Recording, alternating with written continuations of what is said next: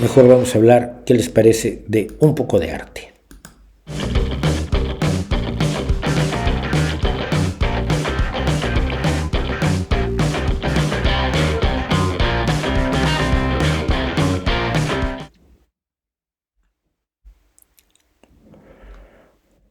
Bueno, pues esta es nuestra galería nocturna, y en nuestra galería nocturna se refiere hoy a estos tres señores y a todos sus seguidores. El de la izquierda se llama William Holman Hunt, el de en medio se llama Dante Gabriel Rossetti y el de la derecha es Don John Everett Millais.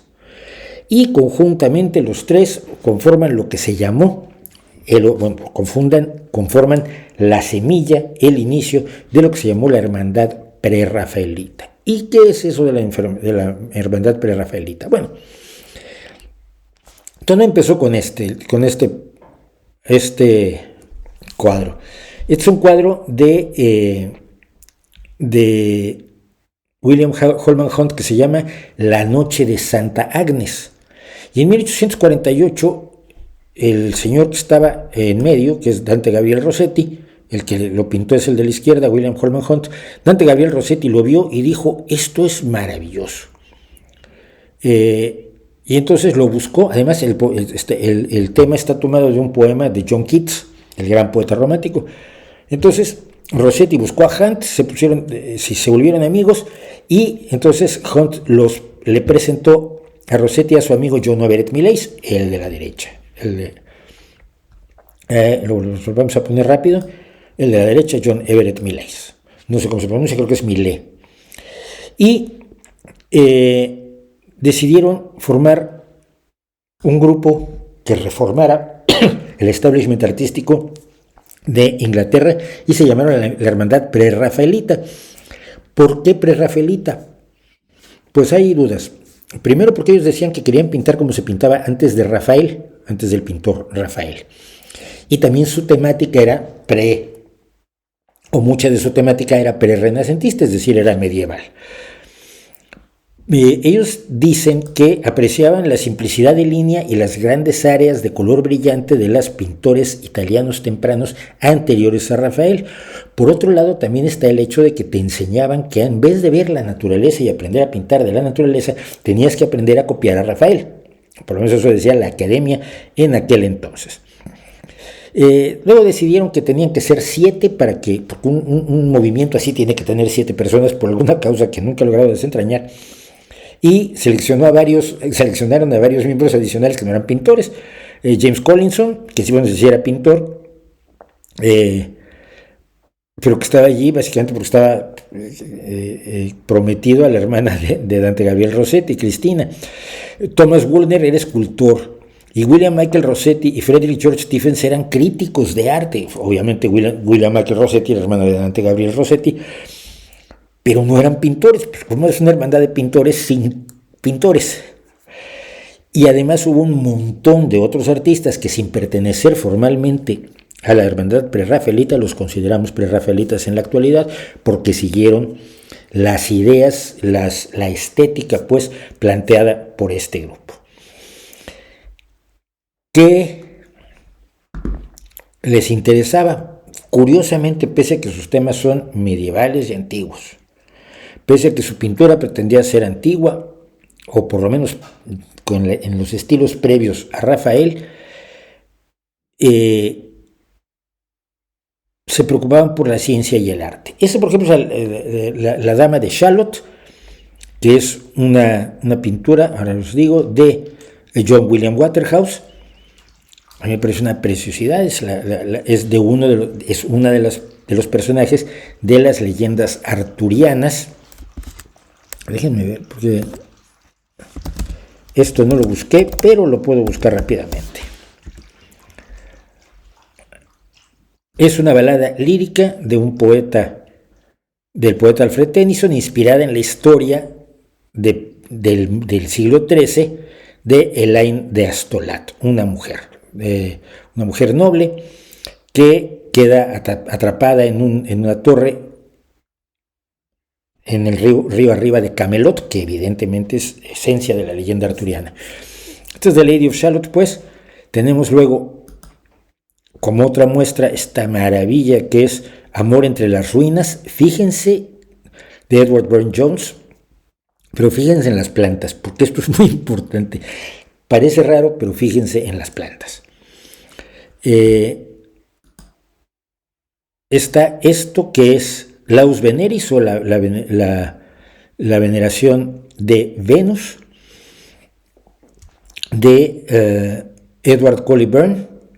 Y también había, y esto es muy importante, una cosa que se nota con los prerrafaelitas es que sus modelos eran las mismas y eran todas pelirrojas por accidente, no todas, porque también hubo una modelo jamaicana que trabajó mucho con ellos, pero varias de sus modelos eran pelirrojas, y entonces la imagen de la mujer pelirroja se convirtió en una especie de distintivo de los prerrafaelitas. Pero también las mujeres, las que fueron sus modelos, eran en general poetas y pintoras, eran creadoras.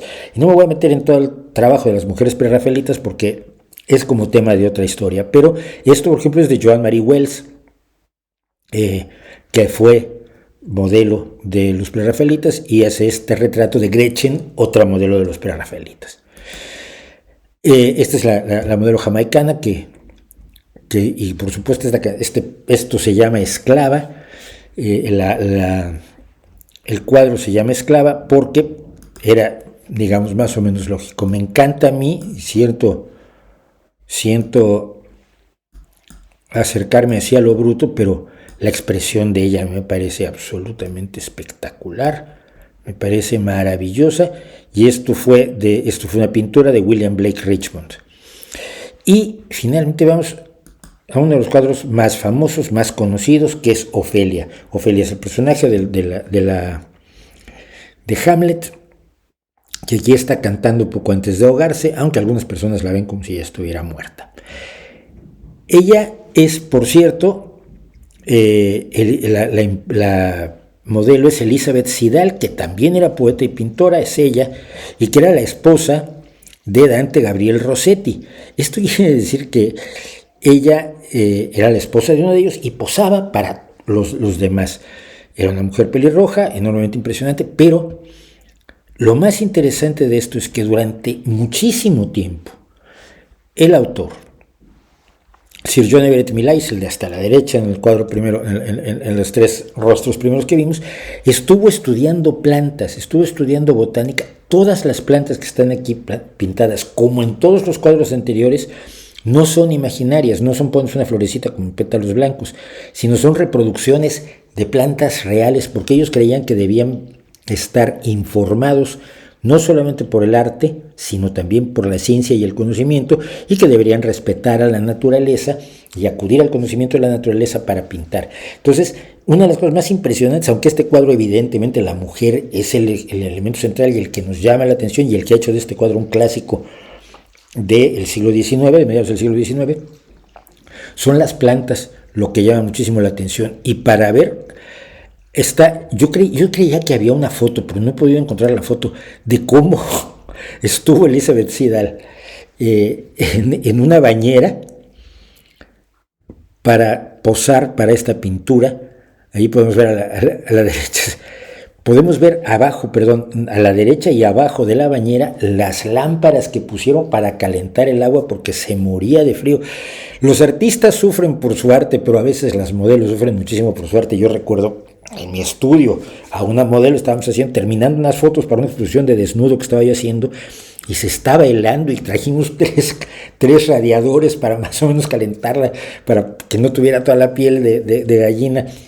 Sin embargo, algunas fotos con piel de gallina quedaron muy bonitas, pero que sí era terrible, y estaba sufriendo ella por mi arte. Y es el caso de lo que pasó aquí con Elizabeth Siddal, en esta maravilla de cuadro. Pero esta es la que más me gusta, y con esta voy a terminar. Y este cuadro se llama El despertar de la conciencia.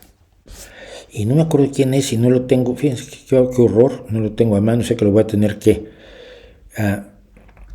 no lo voy a tener que buscar porque sé dónde está, sé dónde tengo el nombre.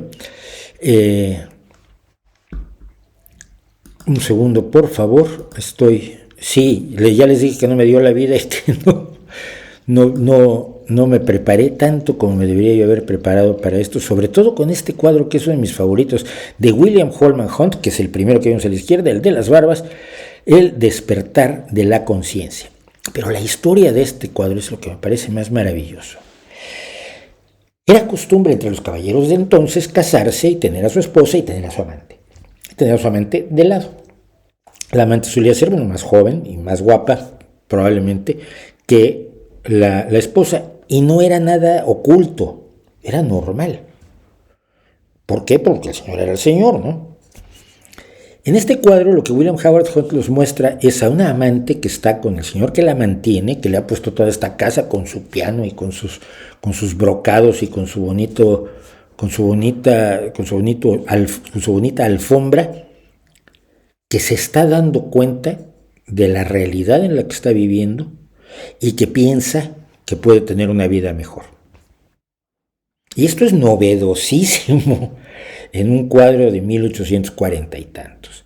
El rostro de ella, la cara del lelo de él que no se entera de la que le viene encima, todo lo que hay alrededor que crea esa burbuja que se hacía alrededor de la amante de la casa chica, que en México se llamaba, y cómo ella de pronto ha tomado conciencia de lo que es como mujer. Y estamos hablando obviamente de pintores que usaban como modelos a mujeres que eran a su vez pintoras, que eran a su vez poetisas, que eran a su vez críticas de la realidad a su alrededor, y en un tiempo en el que estaba comenzando el movimiento por la igualdad de derechos entre los hombres y las mujeres.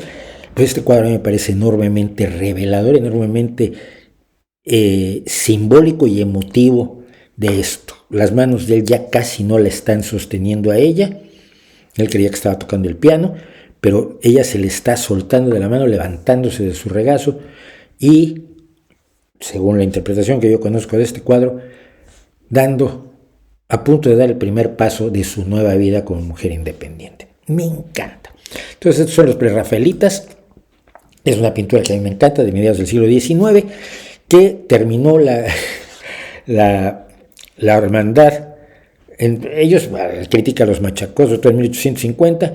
En 1854 Hunt, las Barbas, el autor de esta maravilla, se fue a Jerusalén a Tierra Santa, para tratar de hacer mejores cuadros religiosos. Tuvo un ataque religioso y Rossetti explicó que la hermandad prerrafaelita terminó formalmente cuando John Everett Millais fue electo asociado de la Real Academia en 1853, volviéndose parte de aquello contra lo que había protestado y contra lo que había comenzado, pues, la maravillosa hermandad prerrafaelita. Esta es la historia, se las dejo, para mí me encanta. Y por supuesto hay muchísima más pintura, tanto de los prerrafaelitas como de las prerrafaelitas, que vale la pena visitar y buscar. Y hoy que tenemos internet, no hay pretexto para no ver buena pintura.